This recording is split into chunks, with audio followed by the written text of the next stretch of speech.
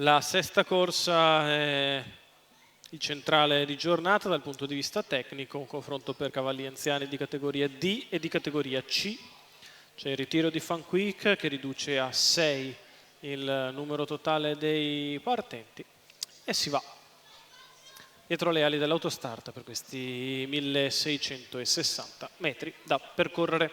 All'1 Attila, Maurizio Cheli, 2 Corsaro Sanna, Frim Schmidra, 4 Baccani, Enrico Bellei, 5 Daniela Col, Manuel Pistone, 6 Diamond Francis, Andrea Farolfi in seconda fila, 7 Can dei Greppi, Vincenzo Piscoglio dell'Annunziata, un quinto per Diamond Francis. Autostart che accelera, si prepara al lancio. Corsaro San al comando, all'esterno Baccani che si va a presentare e Baccani sopravanza Corsaro San e scende alla corda. Corsaro San che non si danna l'anima per rimanere lì.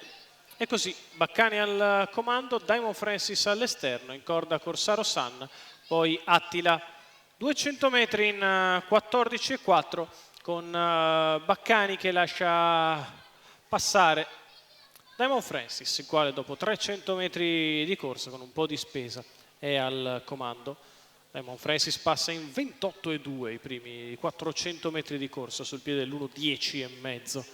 E così al comando Diamond Francis, in seconda posizione Baccani, in terza Corsaro San, poi Attila, quindi Can dei Greppi alla retroguardia Daniela Coll, 600 in 43,6 per il battistrada che rallenta. Viene al passaggio davanti alle tribune, in evidenza su Baccani, Corsaro San, Attila, Can dei Greppi, Daniela Coll.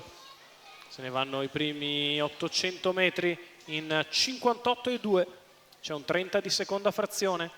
Diamond Francis al comando, Baccani sempre nella sua scia, Corsaro San in terza posizione.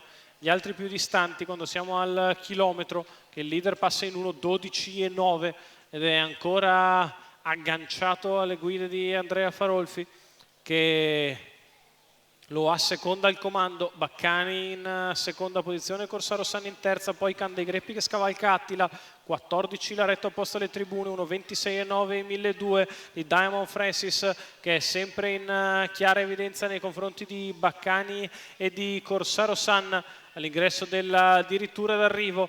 Diamond Francis si presenta in chiaro vantaggio, finisce forte Can dei Greppi che rimonta Baccani e passa in seconda posizione. Nel finale Diamond Francis che controlla e vince facile, al secondo finisce Can dei Greppi, al terzo Corsaro San, 29,2 ad arrivare dopo un 28,7, 1,12,3, tutto facile per il netto favorito Diamond Francis. Andrea Farolfi per Walter Zanetti, colori di Gaetano Lalicata, vince il 5 anni da Exploit Cafe Fashion dei Sogni in facile percorso di testa, declassato nel contesto.